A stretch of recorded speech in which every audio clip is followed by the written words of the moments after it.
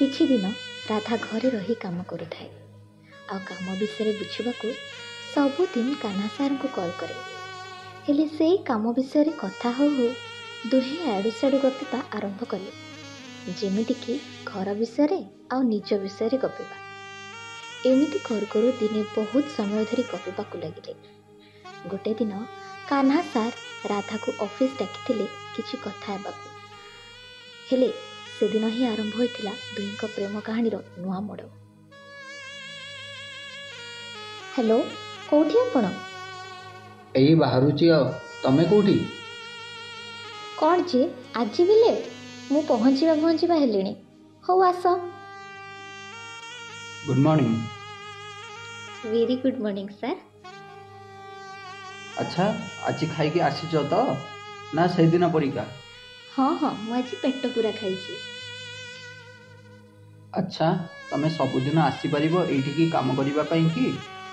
ନାହିଁ, ବହୁତ ଦୂର ହେଇଯିବ। ଯେବେ ମୋ ଘର ପାଖରେ ଅଫିସ୍ ହେବ ନା, ମୁଁ ସେବେ ଆସିବି। ଆରେ ଏ ଝିଅଟା ସତରେ ବହୁତ ଅଜୀବ। କ'ଣ ଯେ କହିବି ଏଇ ଝିଅଟାକୁ, ବହୁତ ବଡ଼ ପାଗଳିଟା। ହେଲେ ଏଇ ଝିଅ ସହିତ ମୋତେ ସଦାବେଳେ ରହିବାର ଅଛି ଆଉ ଆ ବିଷୟରେ ସଦା ସବୁ ଜିନିଷ ଜାଣିବାର ଅଛି। ସାର୍, କ'ଣ ଭାବୁଛନ୍ତି? ନାଇଁ କିଛି ନାହିଁ। ହଉ ଶୁଣ, ମୋତେ କିଛି ଦିନ ଘରକୁ ଯିବାର ଅଛି। ମୁଁ ଫେରିଲେ ଅଫିସ୍ ଅଫର୍ ନେଇଯିବ, ତମେ ଆସିଯିବ। ହଉ ଠିକ୍ ଅଛି, ମୁଁ ତାହେଲେ ଯାଉଛି। ବାଏ।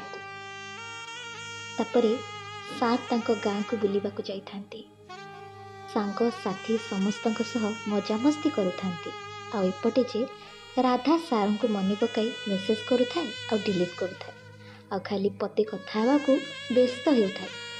ସେବେ ରାଧାକୁ ଲାଗୁଥାଏ ଯେ ଏ ଲୋକ ସହ କଥା ନ ହେଇ ମୁଁ ରହିପାରୁନି, କି ତାକୁ ବି ଏ କଥା କହିପାରୁନି।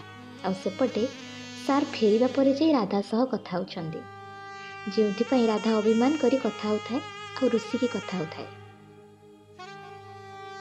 କିଛି ଦିନ ପରେ ରାଧା ଘର ପାଖରେ ଅଫିସ୍ ଖୋଲି ଯାଇଥାଏ। ରାଧା ଆଉ କାହ୍ନା ମିଶିକି ଅଫିସ୍ ଆସିବାକୁ ଲାଗିଥାନ୍ତି। ହେଲେ ରାଧା ନା କାହ୍ନାକୁ ନିଜ ମନ କଥା କହୁଥାଏ, ନା କାହ୍ନା ରାଧାକୁ ନିଜ ମନ କଥା କହୁଥାଏ। ଦୁହେଁ ବାସ୍ କଥା ହେଉଥାନ୍ତି ଆଉ ମନେ ମନେ ଦୁହିଁଙ୍କ ବିଷୟରେ ଭାବୁଥାନ୍ତି। ଦିନେ ଅଫିସ୍ରେ କେହି ନଥିବା ବେଳେ କେବଳ ରାଧା ଆଉ କାହ୍ନା ଥିଲେ। ନା ରାଧା କିଛି କହୁଥିଲା, ନା କାହ୍ନା କିଛି କହୁଥିଲା। ଏମିତି ବସି ବସି ରାଧା ଭାବିଲା, ମୁଁ କାହ୍ନାକୁ ଆଜି ମୋ ମନ କଥା କହିଦେବି। ଆଉ କାହ୍ନା ବି ଭାବୁଥିଲା, ମୁଁ ଆଜି ରାଧାକୁ ମୋ ମନ କଥା କହିଦେବି। ଆଉ ଶେଷରେ ଦୁହେଁ ଦୁହିଁଙ୍କ ନିଜ ମନ କଥା କହିବେ ଭାବି କଥା ଆରମ୍ଭ କଲେ। ହେଲେ କଥା ହେଉ ହେଉ କଥାର ମୋଡ଼ ବଦଳିଗଲା ଆଉ ଦୁହିଁଙ୍କ ଭିତରେ ବହୁତ ଝଗଡ଼ା ଲାଗିଗଲା। ଆଉ ଝଗଡ଼ା ଏତେ ଜୋରସେ ଲାଗିଗଲା ଯେ ରାଧା ଭାବିଲା ଆଉ କେବେ ବି ସେ ଅଫିସ୍ ଆସିବନି। ଆଉ କାହ୍ନା ବି ଭାବିଲା ସେ ସବୁଦିନ ପାଇଁ ନିଜ ଗାଁକୁ ଚାଲିଯିବ। ସେଦିନ ଦୁହେଁ ଜମା ଆଉ କଥା ହେଲେନି। ବାସ୍ ଏ ତାକୁ ମନେ ପକାଉଥାଏ ଆଉ ସେ ତାକୁ। ଶେଷରେ ଗୋଟେ ଦିନ 2 ଦିନ ବିତିଗଲା ପରେ ରାଧା କହିଲା, ଯଦି ତୁମେ କଥା ନ ହୁଅ ମୁଁ କେବେ ତୁମ ସାମ୍ନାକୁ ଆସିବି। ଏମିତି ତାକୁ କହିବି, ସେଇ ପାଗଳିଟିକୁ। ତାକୁ ନ ଦେଖିକି ମୁଁ ଜମା ରହିପାରୁନି। ସେ ପାଗଳିଟି ମୋ କଥା ହିଁ ବୁଝୁନି।